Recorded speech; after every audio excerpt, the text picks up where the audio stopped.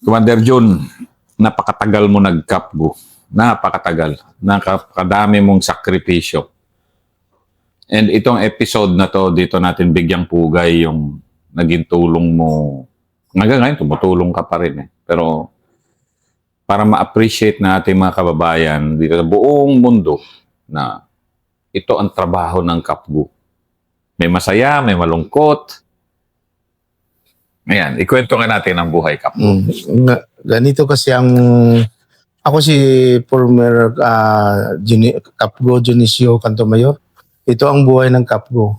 Kami naman sa Ilibinca Company, kami ang unang Kapgo. Bali dati CHDF, tapos kami na naging Kapgo. Mahirap talaga ang buhay namin Kapgo. Noon 900 pesos lang every month. So kulang-kulang talaga. Kulang, minsan walang bigas sa bahay, walang asin, puro utang na lang sa tindahan. Pagdating ng allowance, wala na matira. Minsan negative pa kami, mga negative 20, negative 50, dahil sa kakulangan ng Kapgo. Pero at least tuloy-tuloy pa rin kami nagsiservisyo bilang Kapgo. Tinutulungan namin yung aming bayan o barangay namin na hindi basta-basta mapasok ng mga kalaban. Mahirap talaga ang isang Kapgo dahil kung assign ka sa isang lugar, pira mo rin. May gagasto mo dun para pagkain mo. Tapos minsan, tatawanan mong sarili mo dahil kahit pangbili naman ng brief, minsan hindi ka na makabili dahil sa kunting allowance. Papadala mo pa sa pamilya mo kung sa ibang lugar ka. So, ganun lang talaga ang buhay Kapgo. Bilang experience ko ito dahil sa tagal-tagal ko ng serbisyo, 26 years in service ako. Sa bali experience ko ito. Minsan nagtatrabaho ka sa lupa ko. Imbis na abunuan ko yung mais ko, may tawag na operasyon. So, sa mama ko, pagbalik ko, wala na. Wala na yung magbunga mo yung mais, pero wala. Sira na talaga. Dahil 15 days kami doon sa bundok. Wala. Ang lahat na kahirapan naranasan ko bilang isang Kapgo. Hirap. Minsan, yung sabi nila, hindi man lahat na malungkot. May masaya rin, may business rin na magkwentuhan kayo. Parang isip mo ko napasok sa isip niyo yung mga naranasan nyo. Hirap talaga, pero okay lang. At least, nasulbad hanggang ngayon, buhay pa ako. Sa awa ng Panginoon. Bawat gabi, minsan lang ako nagsisimba, pero bawat gabi, nanalangin talaga ako sa Panginoon na ilayo ko sa mga disgrasya, sa mga taong hindi mabuti. Palakasin yung sarili ko para at least hindi basta-basta wala ng pag-asa. Wala, minsan punta kami sa tindahan. Mangutang na lang kami doon Kawawa yung tindahan pagdating ng allowance. Sabi ng tindira, wala naman, itong sweldo wala na, kulang.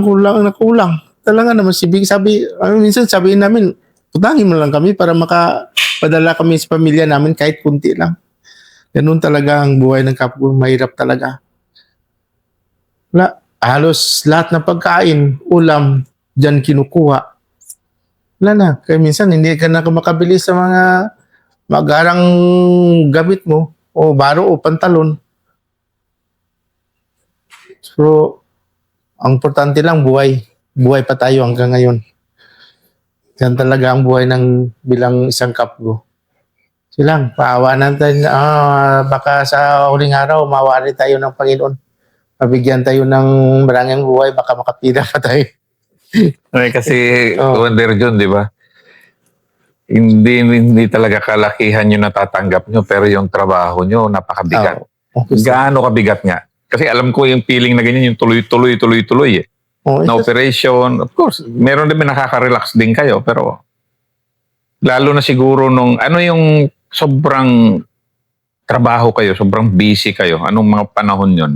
Anong mga taon? Hindi ko na malaala kung anong taon. Minsan may patrabaho kami sa aming kampo. Kami yung gumagawa ng kung ano mga ako namin sa kampo.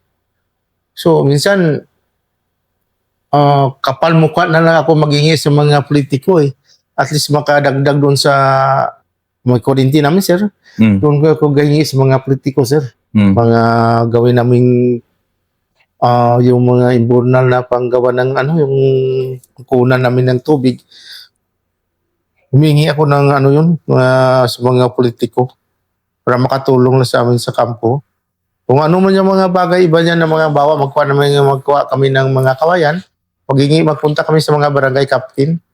Hingi kami ng mga yung pako o mga kawayan para at least matapos na yung ang kampo namin.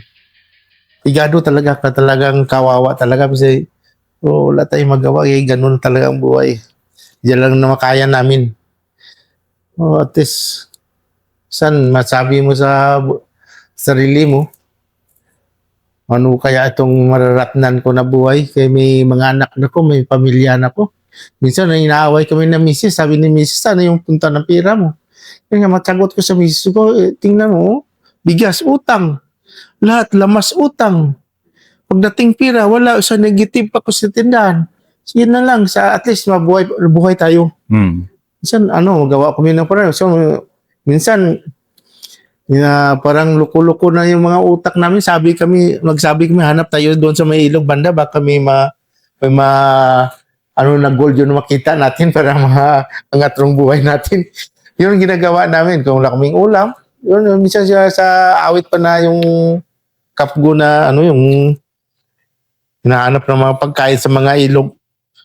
Yung trabaho namin, magkuha kami ng mga sir, yung parang mga amoy ganun sir na parang sa mga niyog na maraming yung ginaganyan namin ng muskit para paghulog niya mahuli namin. Yun, inaulam namin sir. Magdala kami ng kurente. Imbis na isda, kurinti namin, kaya wala namang isda. Doon na kami sa mga malilit na, yung may tubig. Yung mga baki, palaka yung na kurinti namin. Para makaulam lang kami. Hirap talaga, sir. Kung isipin mo, minsan, sabi namin sa sarili namin, mag-usap kami ng kasama namin. Kailan pa kaya tayo makapira na, malalaki para matustusan yung mga problema natin sa buhay. May mga pamilya na tayo, nag-aaral yung mga anak natin. Kahit saan lang tayo maghiram ng pira, kaya kinailangan na bilihan natin ang anak natin ng mga bagong damit, bagong bag.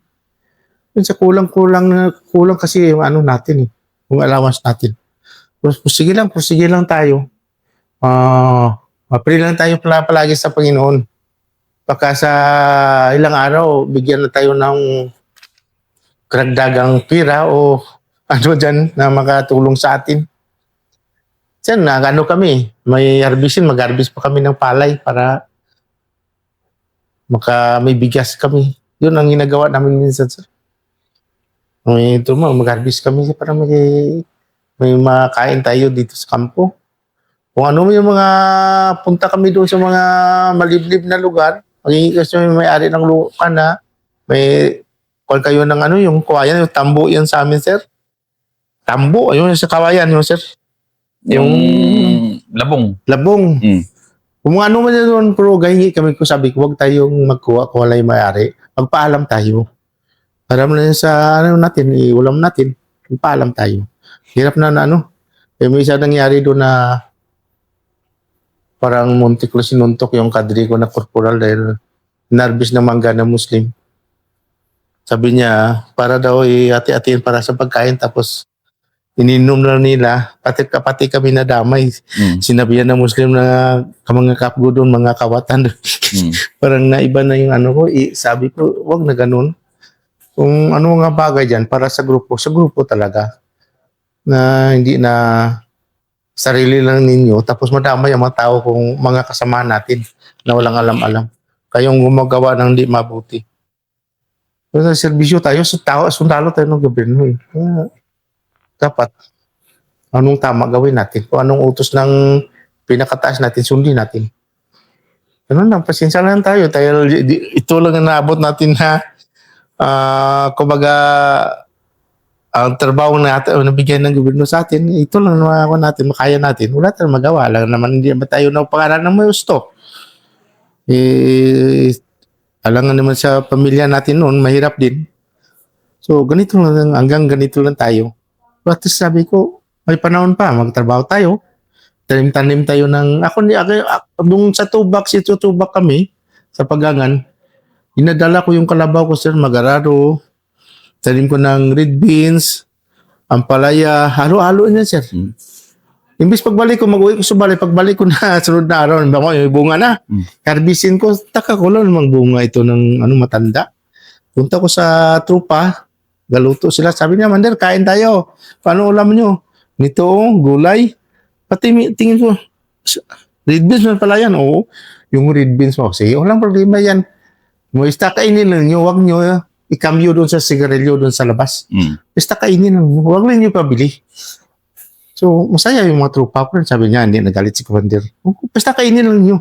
Huwag nyo ibinta, tapos huwag nyo ipabili doon sa huwag nyo yung iba ginagawa niyo, kung ano man dyan, dalhin sa tindahan, palit tayo ng sigarilyo. Yung nangyari, sir, magtanim ko kamatis, yung mga kasamaan ko rin na hilig magtanim, yun. Yung may maraming bunga, itinda namin, bali, pag-uwi namin yan, minsan yung mga misis namin sabi ko, kayo lang magtinda doon, kaya nag-duty kami.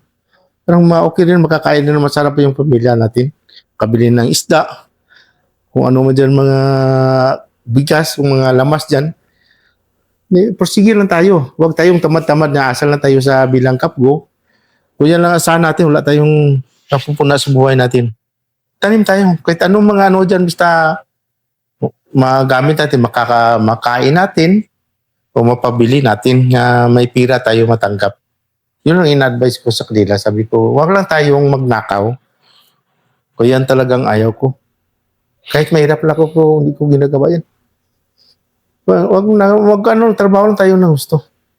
Bilang kapgo, tapos may sideline tayo na, may tinanim tayo na kahit anong kasi, anong klaseng kaya pabili natin, di ba, maulam natin. Yun lang ang gawin natin bilang isang kapgo. Kaya wala na tayo magawa. Ganyan talaga ang buhay. Kaya at least sabi ko, buhay tayo. Kasi kaya ko pinoprofile ang mga Kapgo stories kasi sa akin kasi isa kayo sa mga pinakamarangal ba na tao, lalo na sa inyong mga komunidad na handang ialay ang buhay, di ba? Handang ialay ang buhay, sir. Sige nga, ano mo nga yun? Kasi, di ba? Hindi ko na rin ma-memorize, sir. Pero handang ialay ang buhay na, meron silang counting natatanggap. Buti nga ngayon medyo tumaas ng county. Pero kayo nung volunteer kayo, sabi mo nga, nagtatanim na lang kayo ng gulay-gulay, utang na lang sa tindahan para mabuhay niyo pamilya niyo. Pero nandun kayo na yun yung tunay din na pagsisilbi ba? Okay, sir. Na ikaw, di ba? Buong buhay mo, ganun Sir. Kahit ngayon na sir, ganito sitwasyon ko, hindi ko makapunta doon sa taniman ko, doon sa mga gilid-gilid ng bahay ko, nagtanim ko ng mga gulay-gulay. Sabi ko, kapag magbuhay na yan, may gulayan na, makakuha na tayong gulay, makagulay na tayo, ganun. Yan ang inaadwang ko sa mga mula noon sa mga trupa ko ng kapgo. Huwag tayo sobrang doon lang tayo asa sa allowance natin. Huwag ganun.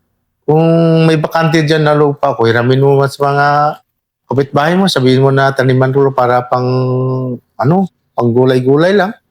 Hindi naman siguro na hindi na ginagamit yung lupa. Siyempre, mahiya naman siguro kung hindi pagbigyan. Sabi mo, bigyan kita kung mabunga nito, bigyan din kita. Ganun lang. Mahilig talaga kasi ako magtanim-tanim Yung mga ampalaya.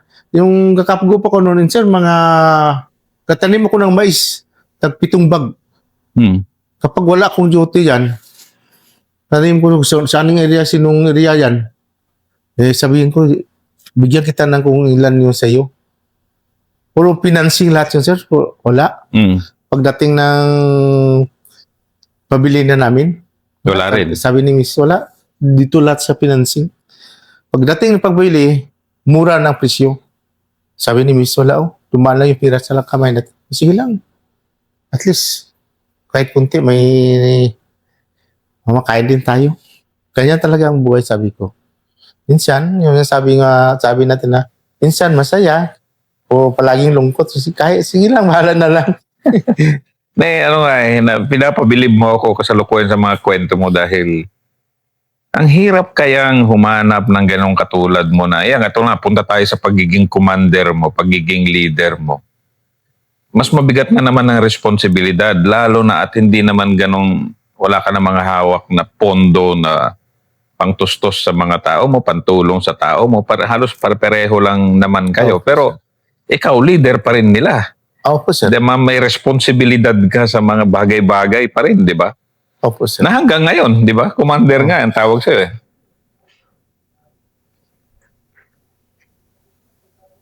Gaano kabigat ang responsibilidad din katulad mo? Yan, totoong leader ka eh. Wala ito yung mga... yan, sabi ko sa kanila, kapag ano man problema, lalo na sa mga depensa na parang diskumpiyado kayo, balik kayo sa akin. Suppose advisean ko kayo kung anong dapat gawin. Ganito. Kasi tuloy-tuloy kang gumagawa ng depensa para sa tao. Sir, kung may magtawag sa akin, may magpunta sa akin, minsan tinatamad ko, sir, isang parang, kung kapag ganyan ginagawa mo, sir, parang sarap itulog, sir. Ganun ba? Sa mga orasyon na lahat yan. So, sige lang, sabi ko. Walang problema yan. Punta ka na sa bahay. Hindi man ako, sabi sir nga, pupunta ka dito. O sino magpunta sa akin? Sino? Gaano katagal mo ba ginagawa ang isang depensa? Like katulad nung hawak mo kanina. Tagal na, sir.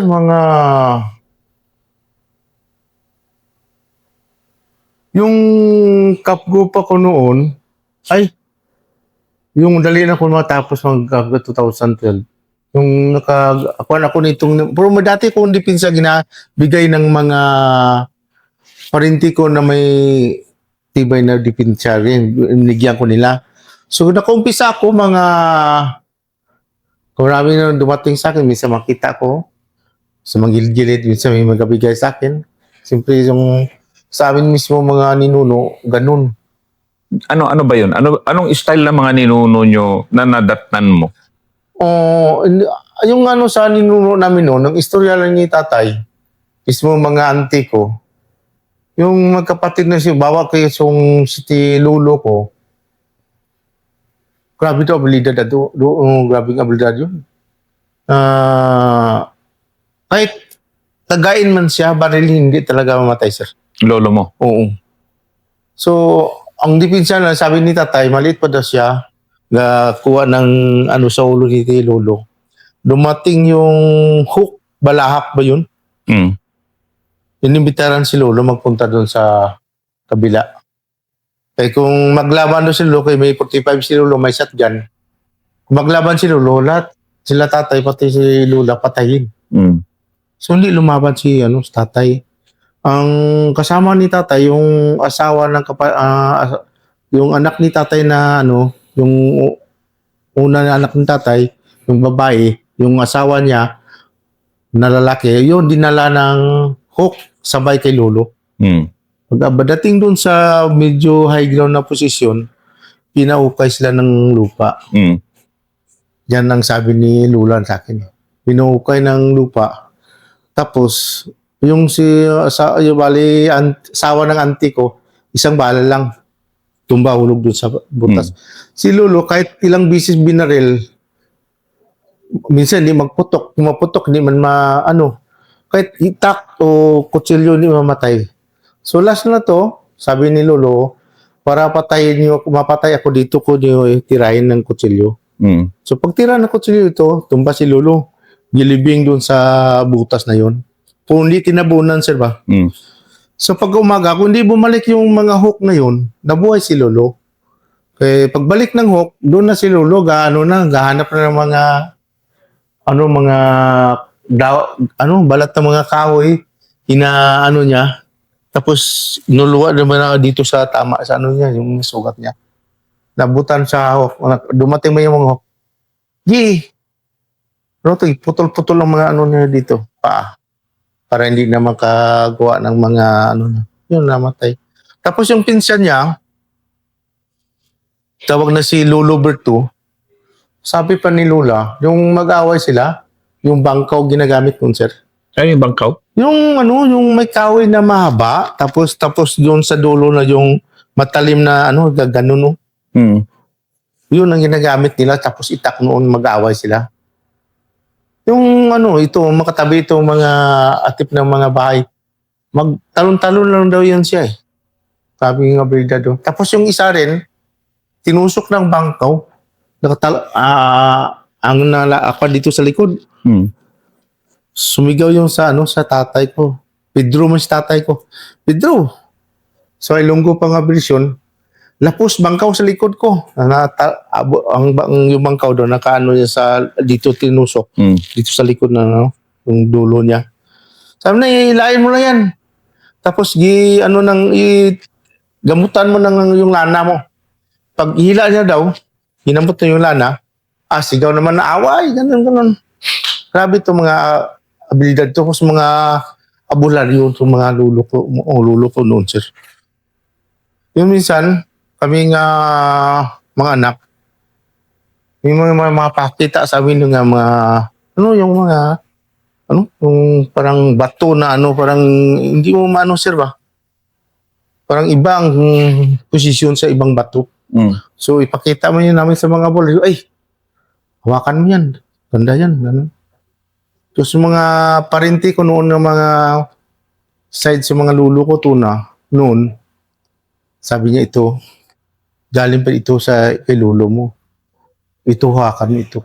Yun rin na naipon-ipon ko, yun ang ginagawa ko na. Hmm. Ginapasirox ko, tapos ilang minute ko, ko ng bawat isa, ko yan sa, yung glue.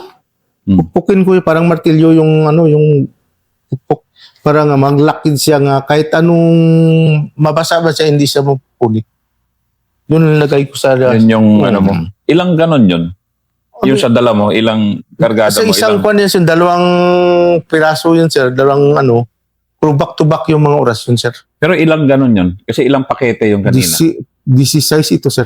16? Dalawang dalawang yun, may dito ganyan. So 32? Na iba-ibang orasyon yan? O yung isa, may isang lang, piraso na papel. Sobra 100 na orasyon. So, isang papel lang. Puro Latin? Puro Latin talaga, sir. Pati yung bagong gamot ako, ginagamit ko na, Puro Latin lang yung ginagamit ko. Gamot ako.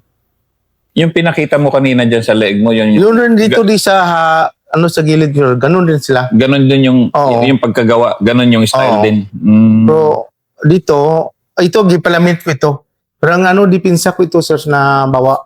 Kung sa bahay matulog ako, itong dipinsa ko, simple, masakit na ito, itulog mo sa banig.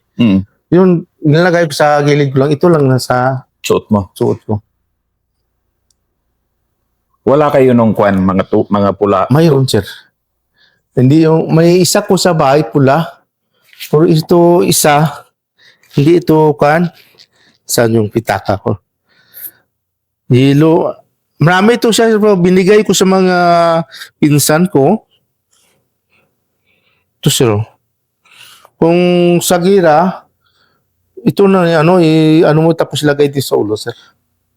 Yan yung mo? Sir.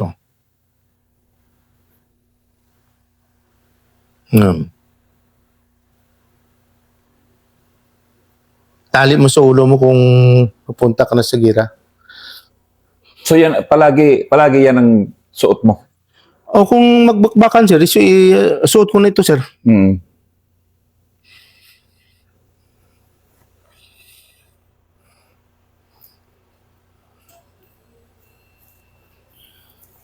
Pero okay yan labhan o bawal?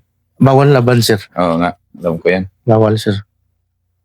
Kahit yung kargada mo, bawal, di ba? Bawal Bawal, yan, bawal linisan yan. Yung yung sinusutan yung lagyan ng kargada, sir. Bawal ganyanin, sir, oh. Ito, brush lang, ganyan lang, plain, isa lang, ganyanin lang. Isang Oo. direksyon lang. Oh, isang direksyon lang. Huwag, ganyanin. Yan man ang mga, kumbaga yan, mga bili ng mga hinuno namin, pagdala ng mga gamit.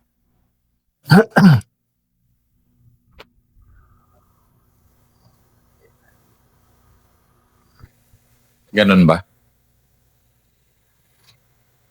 Bilang pagtatapos nito, Commander, pwede bang magbigyan mo ng inspirasyon yung mga kapwa mo? Dati mo mga KAFGU, buong Pilipinas ito, na magsilbi palagi tayo sa ating bayan.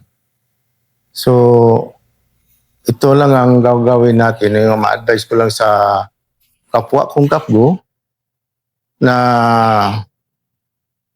bilang isang KAFGU, nagsiservisyo tayo sa ating barangay, sa ating bayan, sumunod tayo sa mga utos na pinataas sa atin, tapos gagawa tayo ng mga bagay na karapat-dapat. Huwag tayo magawa ng hindi tama. Dahil sayang, mahirap ang pag-training. Tapos lalo na ngayon nang tumataas na yung allowance ninyo, so pinaghirapan nyo yan. Huwag kayong gagawa ng hindi mabuti dahil kapag gumawa kayo ng hindi mabuti, sayang isang oras lang baka wala na kayo sa serbisyo. Sayang. So, ang advice ko lang, ingat lang palagi, manalangin sa mahal na Diyos, na iwas tayo sa mga disgrasya. Bigyan na tayo ng malakas na katawan, distensyado sa lahat na oras. At huwag tayong gagawa na di mabuti. Yun lang masasabi. So, maraming salamat sa nakinig o nakakita sa akin. Maraming salamat, Commander. Isang marangal at matapang na KAFGU Commander dito sa Midsayap, Alyosan at iba pang lugar dito sa Cotabato.